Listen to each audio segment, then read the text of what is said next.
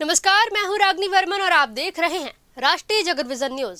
Supreme court ने university grants commission यानी UGC के नए नियमों पर बड़ा फैसला सुनाया है। कोर्ट ने इन नियमों पर अगले आदेश तक रोक लगा दी है। मुख्य न्यायाधीश सूर्यकांत और जस्टिस जॉय माल्या के बेंच ने कहा कि इन नियमों के कई प्रावधान स्पष्ट नहीं है और इनके गलत इस्तेमाल की आशंका से इनकार नहीं किया जा सकता।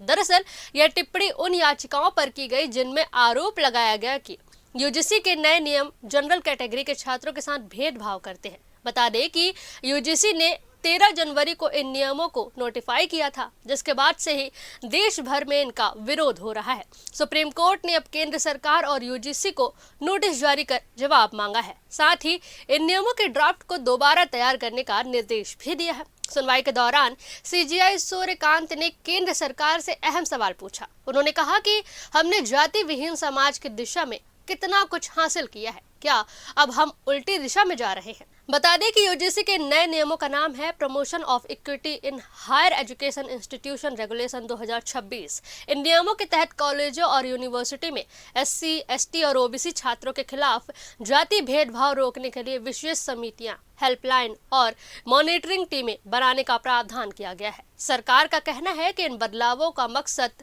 उच्च शिक्षा संस्थानों में निष्पक्षता और जवाबदेही सुनिश्चित करना है। हालांकि सवर्ण जाति के छात्रों का आरोप है कि यूजीसी ने जाति आधारित भेदभाव की गैर समावेशी परिभाषा अपनाई है, जिससे कैंपस में अराजकता फैल सकती है। उनका कहना है कि नए नियमों में सवर्ण छात्रों को स्वाभाविक अपराधी की तरह पेश किया गया है, जिससे उनके खिलाफ भेदभाव को बढ़ावा मिलेगा। मतलब सुप्रीम कोर्ट की रोक के बाद यूजीसी के ये नए नियम लागू नहीं होंगे और अब सबकी नजरें केंद्र सरकार और यूजीसी के जवाब पर टिकी हुई है।